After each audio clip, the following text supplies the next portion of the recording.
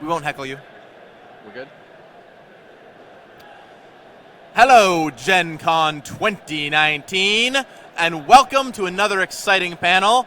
I'm Gavin Verhey, joined with two wonderful guests, all of us from Magic the Gathering R&D, making up what those wild Magic cards do. And today we've got a real treat for you. We're going to talk about what is maybe my favorite set ever made, and certainly one of the ones I'm the most proud to have got the chance to work on, Dominaria. It's truly an amazing experience. I want to recap it a little bit today. It came out about a year ago now, and it feels like it was just yesterday. But yet, so long ago when we were working on it. Seriously, so long ago. So today I'm going to run you through our panelists, and then we're just going to talk about this amazing Magic set. And it's going to be a lot of fun, and we'll leave some questions time at the end for all of your questions. Sound good? Does it sound good, Gen Con? Yeah. All right. If the stream can't hear you, we're not trying hard enough. It sounds good. All right. The stream is actually 20 more minutes of just chanting. That's great. Okay, so let me introduce these fine folks. So to my direct right, we've got Ethan Fleischer. Ethan, talk to us a little bit about what you do at Wizards right now and why you were so excited to work on Dominaria. I'm a senior game designer at Wizards. I mostly design Magic the Gathering sets. Most recently, Commander 2019. Actually, there's a whole bunch of other sets I designed that aren't out yet, but that's the most recent one you guys know about. I was super excited to go to Dominaria because I've been playing Magic since Alpha, so I've played with every Magic set as it came out, and Dominaria was such a huge presence in those early Magic sets. Most of the early Magic sets were set on Dominaria, so I was super thrilled to be involved because of that, and I was super thrilled to be involved in so many aspects of making Dominaria. I led the exploratory design team where we kind of defined the basic identity of the set we were going to make. I was on the vision design team, the set design team. I even worked on the world building team, helping write the world guide that we used to send to the artists and flavor text writers. A true Dominarian gentleman right here, Ethan Fleischer. And how about you, Melissa? Hi, Introduce everyone. yourself and tell us why you were excited to work on Dominaria. All right, so I am on the play design team, and what our team is responsible for is designing our play formats like Standard and Draft, and also like other formats like Modern, Legacy and stuff, but primarily Standard and Draft is what we focus the most on. And I was excited to go to Dominaria because I also have been playing Magic for a really long time. I started in '97, played not as long as Ethan, I guess, but I have played for a long time, never quit, never took a break from Magic, just played the whole way through, played a lot of sets, and I'm so nostalgic for all of these old Dominaria cards that we had all these old references to. That was awesome.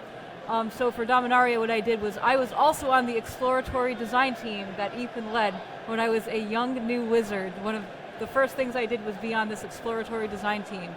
And besides that, I was also on the play design team for Dominaria, so I worked on a lot of the standard cards that you guys are playing right now, and also developed the limited format. I guess that makes me the noob here, actually, because I started playing in 2001. Oh, yeah. Oh, wow. Total noob. But, Total noob. despite the fact that I started playing in 2001, Magic was still on Dominaria at that point. In fact, for a game all about planeswalking, the first, 10 years of Magic sets are mostly on the same plane, and the world's got bigger and bigger. Ethan, what's the fun fact about Dominaria? It's twice the size of Earth, but half the gravity. It's 2.5 times the size of Earth, but yeah, has the same gravity. Because that's the only way we could fit all of the stuff that was canonically supposed to be on Dominaria and have make scientific sense. Yeah, there were some sort of weird world-building decisions involved there that had to do with turning it into a role-playing game campaign setting, and they really wanted to have huge space in between the noob continent and the high-level continent and stuff, so they were just it needs to be gigantic. So yeah, it's huge. So before we get into talk about Dominaria, you guys both mentioned the process quite a bit of how long it takes and all the different steps you, especially Ethan, went through. So Ethan, do you want to walk us through really fast kind of the general timeline for a major Magic set? If Dominaria released in spring, summer of 2018, right, how many years earlier did you start touching it in exploratory design? Oh man, it would have been 2 years before that, maybe even a little more than that. We spend about, 4 months in exploratory design, And this can be a very different process from set to set. Sometimes it's like for Shadows over Innistrad, we went in knowing, okay, it's going to be Innistrad, but with cosmic horror themes this time. And that was pretty straightforward. It was much more about like, okay, what are some ways we could implement this? But for Dominaria, it was much more like, what does this mean? What the heck is Dominaria? And then after that, we have the vision design team, which lasts for another 4 months. Maybe it might have been 6 months for Dominaria. I can't remember. We were always adjusting our processes, so I can't remember exactly where we were for this set. It was so long ago now. Right. So that is, that's where we kind of figure out what are the mechanics going to be, what's the structure of the set going to be.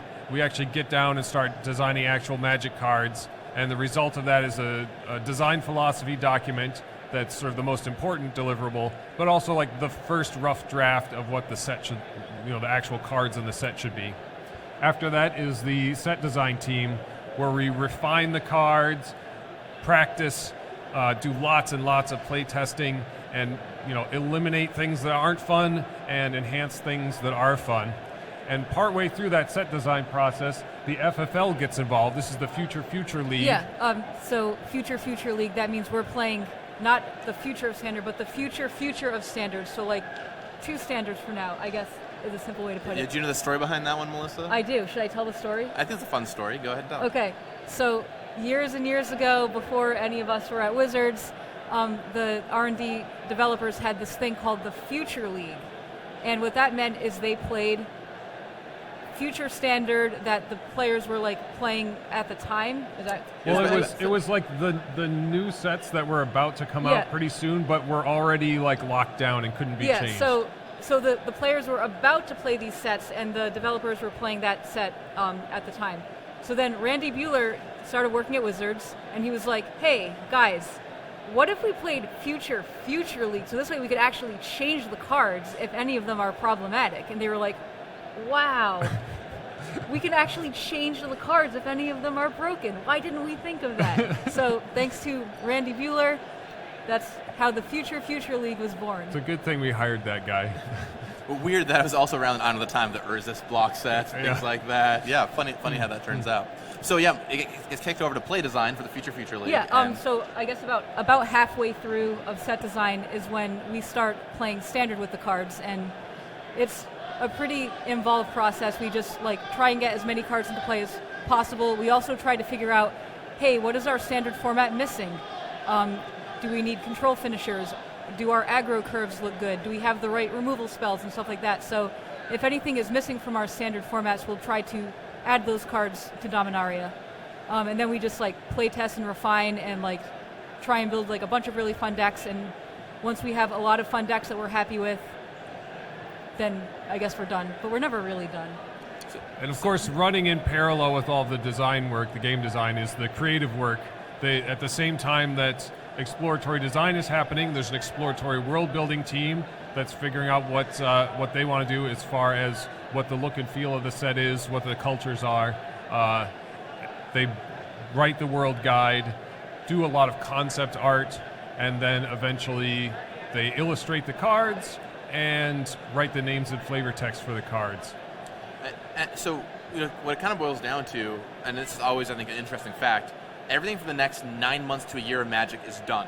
It's being printed, it's finished, it's all over. So whenever someone, I was tweeted at a bunch yesterday, like, "Hey Gavin, in Commander 2019, can you make this card for me?" And I'm like, "It's literally releasing in 3 weeks. I've got, it's either in there or it isn't at this point." That card is in a warehouse in a box somewhere right now. Right, absolutely. And so we have to work really far ahead on things. And so working on Dominaria was really cool because we have to pull back to all this old knowledge that we had. So let's talk about that a little bit. So we knew we were coming in, Ethan and Melissa, we were going to hit Dominaria for the first time in over 10 years, right? And what was that process like? You're in exploratory design.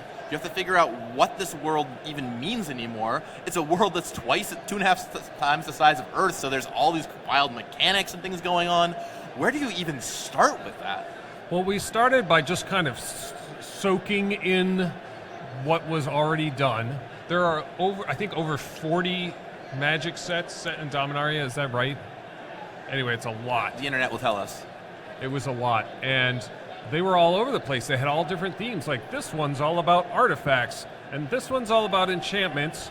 This one's about discarding cards from your hand. Like there was no mechanical through line that made any sense.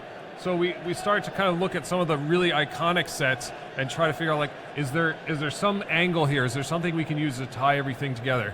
We went through several false starts, looking at various sets, but eventually the thing that really came home after we'd kind of marinated in all of these sets was that there was this theme of looking backward into history. The very first set that kind of had a unique Magic story was Antiquities, and even that set is all about, okay, here's Ursa and Mishra, and they're looking back at the Thran, and they've uncovered all these ancient artifacts of the Thran, and they're using those as inspiration. And then all of the flavor text in that set is about modern-day scholars looking backward at Ursa and Mishra and what they did in the Brothers' War.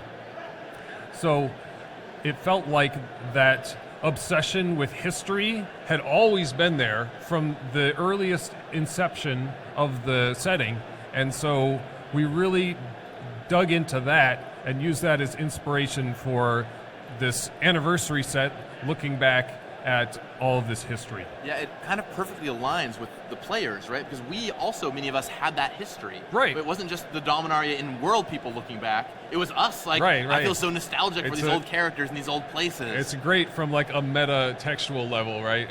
Right, it's wonderful. All right, Melissa, what was your experience like? Did it mirror Ethan's kicking off in the exploratory design team? Or? Yeah, so it was kind of similar. So we just kind of took each block that was very memorable to us and just said, okay, what was the major thing about this block that is memorable? So for Urza Saga, even though technically it was an enchantment set, but it was really about the artifacts, right? So artifacts was a big thing. Graveyard was another big thing. Another one was legends. Like we knew we wanted to do something with legendary creatures. We didn't know at the time what that was going to be, but we were like, okay, legends and characters are really important in this world, so we have to make sure there is some kind of mechanic based around that. So, speaking of mechanics, I want to say two words, and those words are Richard Garfield. We got to work with so many amazing people on this team. It was a real all-star cast. 3 people in front of you worked on the team. Aaron Forsyth, Mark Rosewater, Kelly Diggs, some of the best and brightest Dominarian experts working on this. But we also brought in Richard Garfield, which is unbelievable. The guy who made the game himself all the way back in 1993 and frankly before when he was playtesting it. What was that experience like, and do you have any fond memories or fun stories of working with Richard on the team?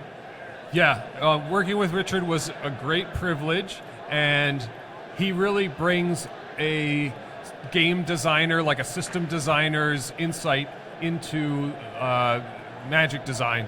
So it was super exciting working with him. And the big place that I think that his biggest contribution to the set was in individual card designs that were just off the wall. There was just some crazy stuff. I think, was it Lich's Mastery was the big one that I think the players really latched onto. But he designed a lot of off-the-wall cards, but also the Saga designs, right? Aaron Forsyth, I think, had the initial idea for Sagas, and Richard just grabbed it and ran with it and explored all these different ways that Sagas could work. And basically, his version was like each card was a miniature board game, and you would move pieces around on the card, and it was super awesome, and just like it had tremendous potential for a great deal of cards. And eventually we refined that down into the version that you see today. But Richard correctly identified that this was the fertile space for something really novel, so that not everything was just like this backward-looking thing. Because ultimately, what we want here is something that is looking backward creatively, but is very fresh and modern from a game design standpoint. And Richard really brought that in spades. Do you think we'll see Sagas back again?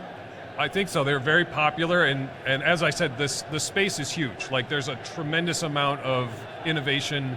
There's a lot of stuff that Richard invented there that we just didn't even need to use because there's just so much of it. We could be using we could be mining those designs for years. How about you, Melissa? Any fun Richard stories? So unfortunately, no, because I was on exploratory before Richard came in, and then during that whole time when he was in the building for vision design, I was frantically trying to fix standard. We were working on Good work, by the way. we were working on Ixalan FFL at the time. So the play design team at the time, I don't even think we were the play design team yet. We were just, I don't know, the play test or the balance team, and standard was not doing so well. So we were just like really focused on, okay, what can we do to like fix this format? Anyone standard players here?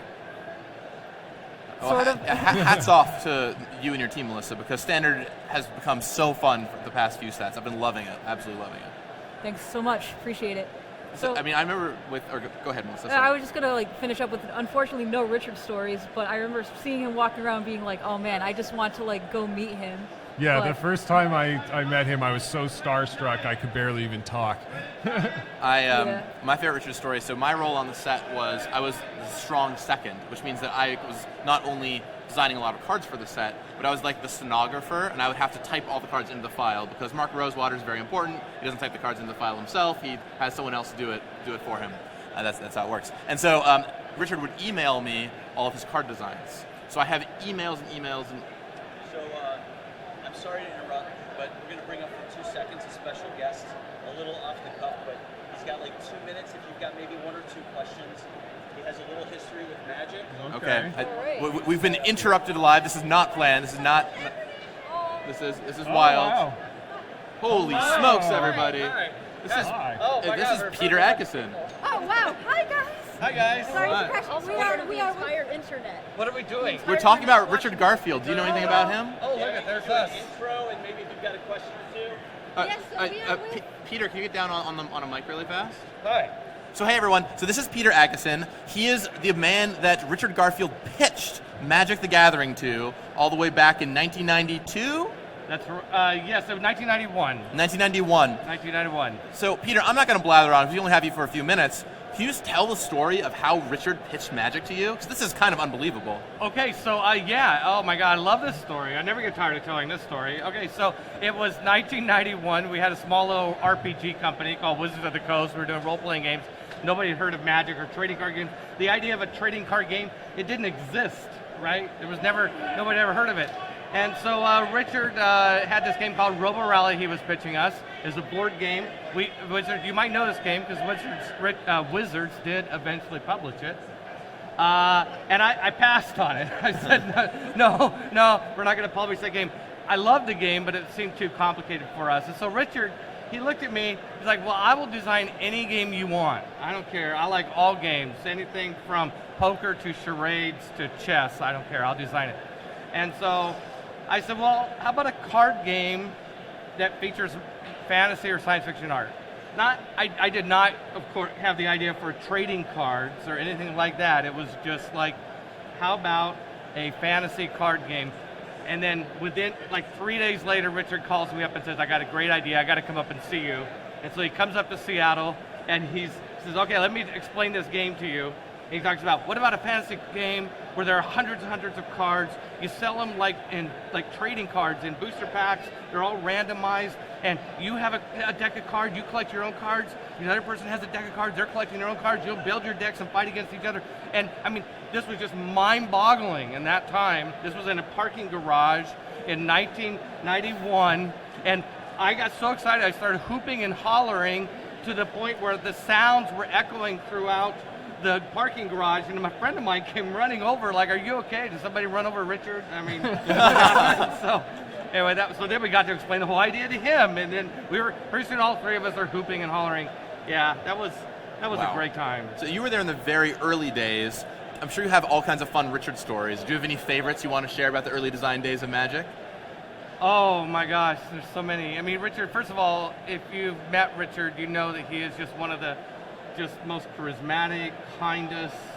You know, he was so easy to work with on Magic, you know. So Richard was the guy he was the lead designer, of course, for Magic. He was the spiritual designer. Ran our R&D department in terms of what we wanted to be. And he was my business partner. So I ran the business. I was the CEO, founder of Wizards of the Coast. And I saw my job as what is Richard's vision? He's got the vision for this game. I just try to take care of all the crap, and run the company, but I want to do it the way Richard wants it done, and so that's what we did. Did you end up designing any Magic cards yourself? No, I did not intentionally design any Magic cards. I might have accidentally designed some Magic cards, but no, I stayed on the business side. What I like to do was play Magic. I try to be very good at it. I wasn't as good as people like Scaff and Richard and Jim Lynn and those guys, but I was good enough that if they didn't pay attention, then I might beat them. Right? Oh, so my nice. job was to play good enough that they had to play well. Keep them honest, basically. Well, and nowadays you are the president of Gen Con, I believe. Is that correct? Technically, I'm an owner of Gen Con. Owner of Gen Con. I have a guy, a business partner, David Hoppy. He's the president of Gen Con. It's really an amazingly wonderful, awesome business to own. It's a big party for gamers. Running it, though, is really a lot of work. It's not the type of work I'm good at. It's all like line control and registration systems and hotel contracts and stuff like that. So I just sit back and show up for photo ops.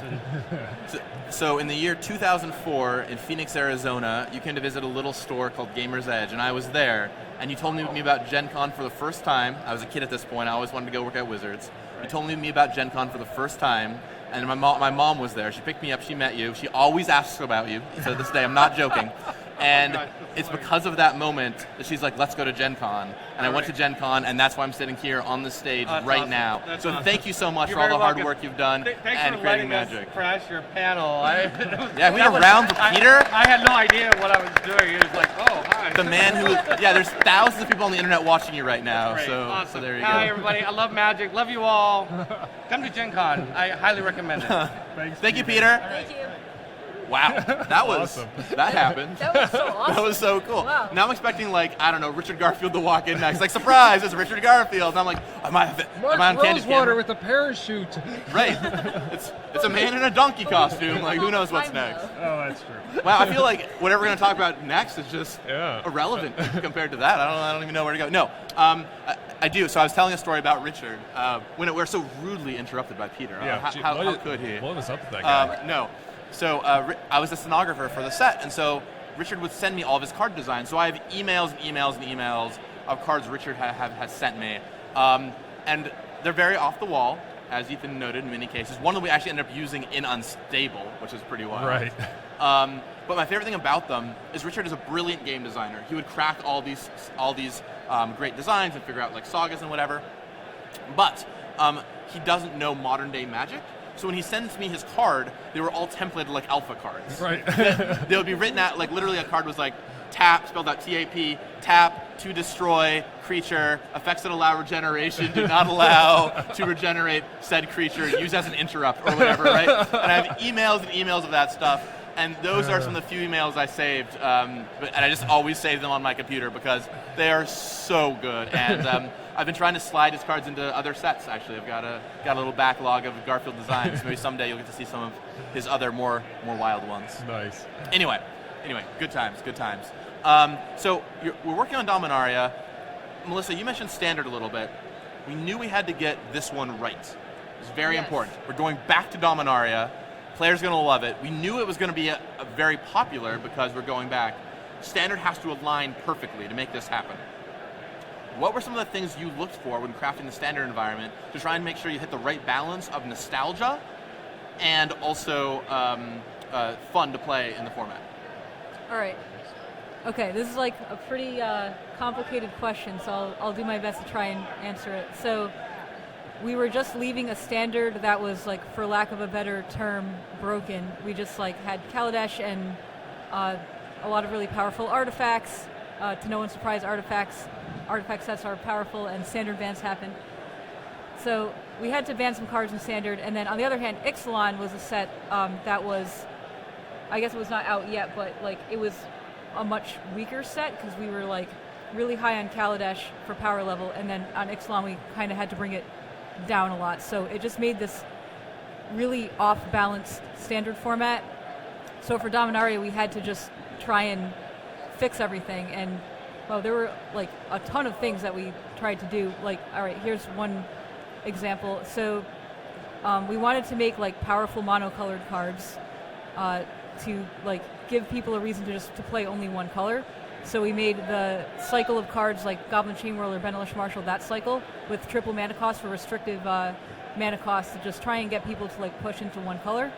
And we just thought that would just like help. Like, so we have a lot of 2-color decks, and there's always 2 and 3-color decks, but like we very rarely have like a 1-color deck. So we tried to push that a little bit. That was one. What are some others? And it was actually, I remember from early design too, one of Richard's ideas was doing more monocolor stuff, right? Remember a lot of that coming in as, hey, let's try monocolor, because that was very important to the original Dominaria. Yeah, if you look at Alpha has a lot of rewards for going monocolor.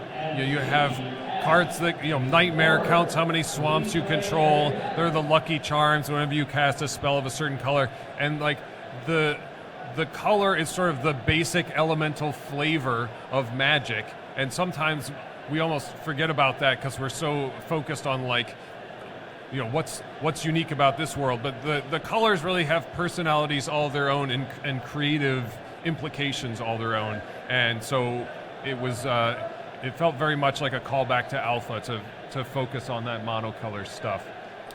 Melissa, so how are getting those reprints right? Like getting Llanowar Elves in the set. There's only a few reprints, but they're used so well. Yep. What was getting that to work like? Yeah, so we knew we wanted to have a lot of like really nostalgic and powerful reprints, and we really wanted to try a 1-mana dork in Standard, and we tried different ones. We didn't start with Llanowar Elves, I'll be honest here, but I'm going to name names if you won't. Go ahead. You can we tried Birds of Paradise. You can name a name if you want. The card was too strong. It really just was. Yeah, we did have Birds of Paradise for a minute. It was just like promoting the wrong things. It was just way too easy to just cast everything. It's just really, really powerful. And then we were like, oh man, we were all very skeptical of Llanowar Elves in Standard actually, but like we got it to a point where, yes, Standard will warp around a 1-mana dork. It just will happen. So we had to be very careful about 3-drops because Llanowar Elf into 3-drop is really powerful. So we were like, so one thing we did was like we made cards like a little harder to cast. Like for example, History of Benalia is 1 white to cast instead of like 2 white to cast. So this way you don't have those really powerful Llanowar Elf draws where you have your 1-drop into your really powerful 3-drop. So we did things like that. Another card that like we really wanted to reprint was Baneslayer Angel, but like we had the legendary sub-theme, of course, in Dominaria, so we decided, what does a legendary Baneslayer Angel look like? So we worked on that for a little bit, and then the Angel Tribal was like pretty fun on that too.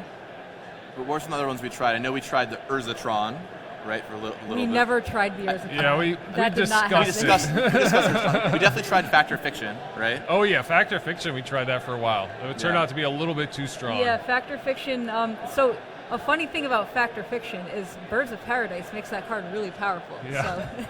There were these cards in the set for a while that had this totally wild mechanic on them, which I don't think we'll ever do, so I'm just going to tell you what it is now, which said they were these wizards, they were red and blue wizards, and they said that for every copy of this card in your deck, you could play a copy of either Lightning Bolt or Counterspell in your deck. Right. Yeah, we talked about that. We never actually tried it because it's just bizarre.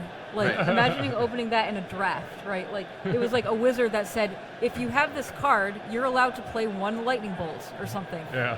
Where are you going to get a Lightning Bolt? Like, is it like a token? Do you have to like go find one? Like, well, those eventually evolved into the Lightning Bolt and the counter spell that had the cost reduction if you controlled a wizard. Exactly, so, so let's talk mechanics for a second. We hit on sagas a little bit. We brought back Kicker. Why Kicker this time around? Well, we wanted to bring back a mechanic that originated in a Dominaria set. Most of those Dominaria sets are very old, and most of those mechanics are not up to our current modern standards. Like the ones that are really good, we kind of made them evergreen. But there were several keyword mechanics that we considered. Flashback was the one that we really wanted to do, but there was because of the standard environment, we couldn't have a heavy graveyard component here, so that one turned out not to be suitable. cycling was one that we'd used a lot in a variety of settings, and we certainly considered that one. But ultimately, kicker was one that like we hadn't used very often. Like we brought it back in Zendikar, but it felt like it was still pretty heavily associated with the Dominaria setting. We knew the gameplay was really good. Like kicker is just really good gameplay, and it has a lot of design space. You can design a lot of cards with kicker. So ultimately, that was the one that we landed on. And then Melissa, historic. You're on exploratory design. How did that come about? I don't think kicker was on exploratory design. Historic. Historic. Sorry. Historic. Sorry. I just can't hear. Okay. All right. So, as I said earlier about exploratory, we were trying to find like what are some of the through-line themes of all of the old Magic blocks. So we had like artifacts and we had legendary, and we wanted to try and like find a way to make a mechanic around that. So we tried a bunch of different legendary mechanics. Like for example, we tried Grandeur. I remember that one we played for a little bit. We tried like if you control a legendary, cool stuff happens.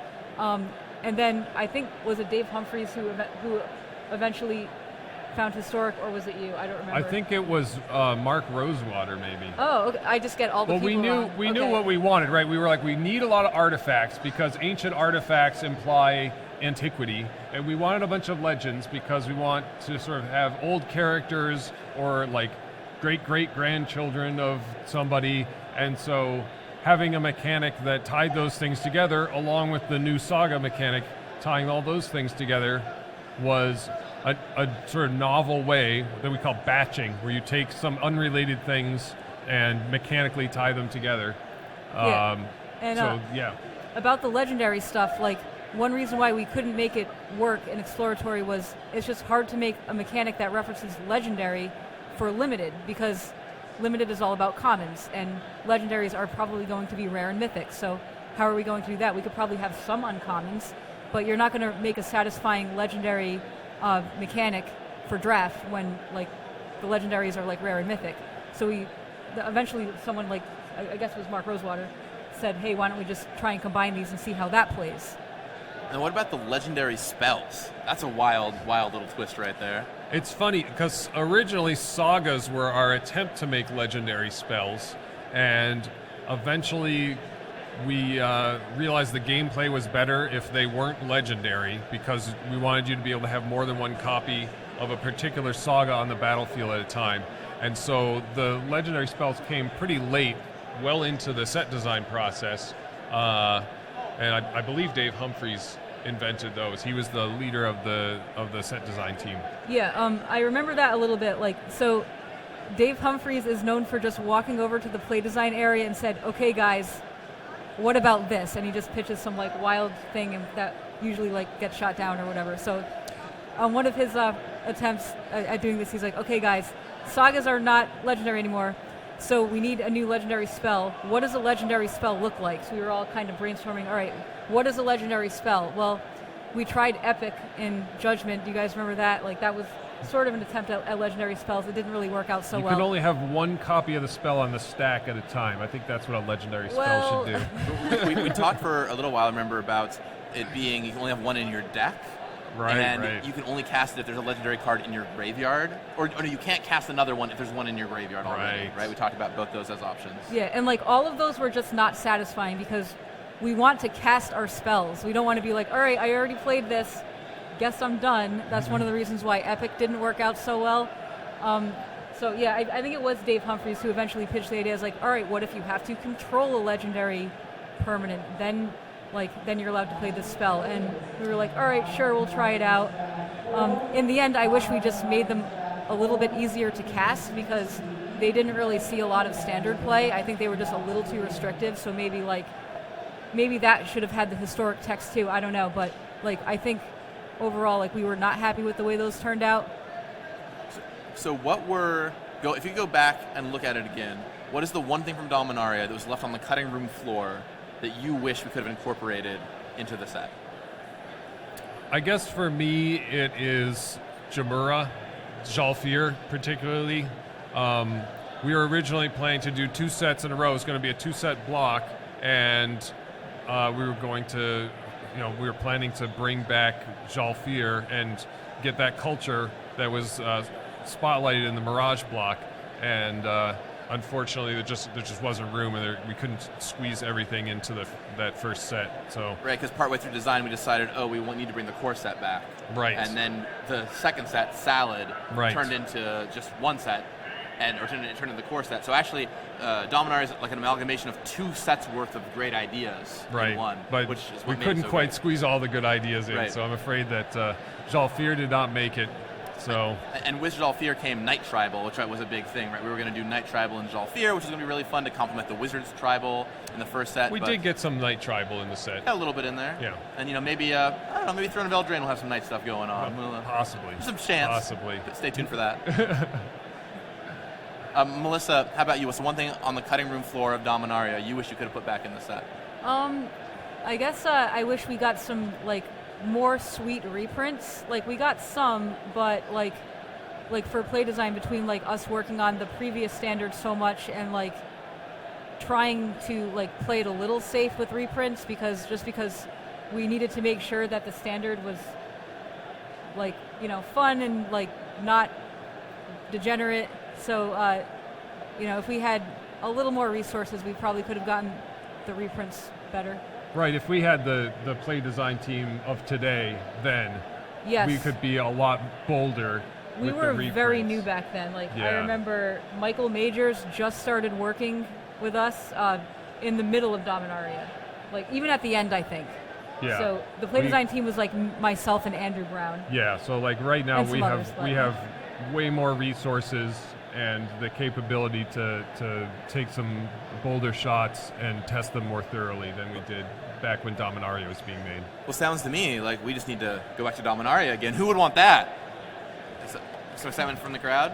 Well, we have about 10 minutes left now. We've told a lot of great Dominaria stories. There are many great stories we haven't even gotten to tell because the constraints of time. So now is your chance to ask questions. You can ask them about Dominaria or anything you want to ask R&D. From a raised hand, if you have a question, just raise your hand up. Let's do this. Right here in the front. Yeah, blue shirt.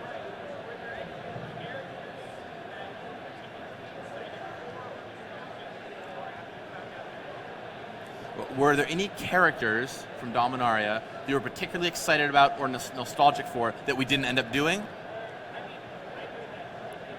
Or just any character from Dominaria that you were very nostalgic for that you got in or didn't get in, or that maybe you have a soft spot in your heart for? I was super pumped about Jaya Ballard. I had just been okay, we need to have a feisty old lady Jaya Ballard Planeswalker card. And so I was constantly bugging everyone about this. We need to do this. We need to do this. And we did it. It was so good. Mine is probably Multani, because I remember being young and playing the old Multani where it counted everyone's hand size and it was always gigantic and so awesome. So I was happy that one got back in there.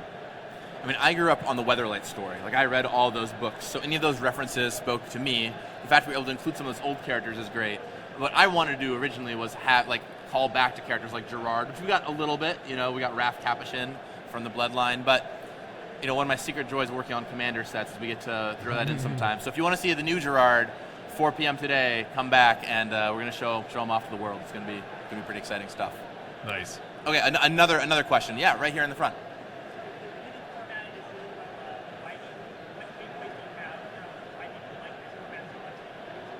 Right, so the question is about the limited format. I think we can all agree Dominaria is one of the best limited formats Yes. we've ever crafted. The feedback on it was incredible. Melissa, that really falls to you and the play design team. Yeah. Can you tell us why you think that is and what takeaways you might have been able to grab from Dominaria? Okay, yeah, sure. So I think one takeaway from Dominaria is that there was a common of each color that could destroy any rare or mythic. So there was always answers to everything. So I think the biggest takeaway is more answers in limited at common is really important and just makes the gameplay more fun. And the second one is Dominaria really slowed down as a limited environment. Ixalan and Hour of Devastation were really, really aggressive, and we really tried to slow the format down. And again, answers to things is one reason why it's slower, because you're killing more stuff and less things are sticking around. Great answer. I mean, I feel like playing it, what I like especially is that there's such a range of speeds. There are quick decks, there are slow decks, there are always answers to things if you need them around in the draft. It plays out very differently. Really, truly amazing format. Who else has a question from out here? Yeah, right there in the back.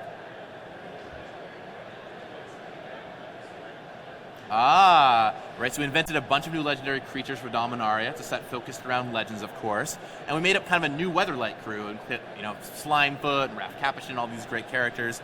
Do you think, Ethan, we'll be seeing some of these characters again if we were to go back to Dominaria? Yeah, I assume that some of these characters would return, depending on what the needs of the story are and what the sort of creative direction of the set is. I wouldn't expect all of them to return because we would want to invent some new characters as well. But yeah, some of the fan favorites could come back. And I mean, Squee's still out there somewhere. That's true. That's true. It doesn't go away.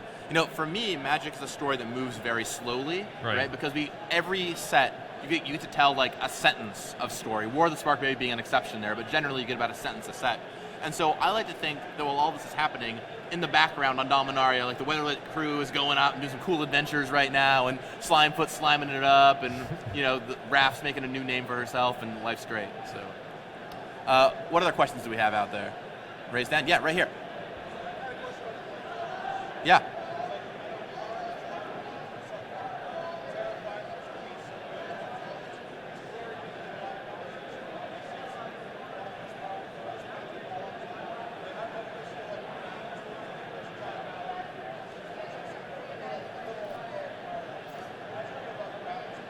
So the question is basically about the balance of the three planeswalkers we put in Dominaria, Karn, Teferi, and Jaya, and how did that process work? What were maybe some of their other versions, and are you happy, Melissa, with where they ended up? And kind of run through that a little bit for us.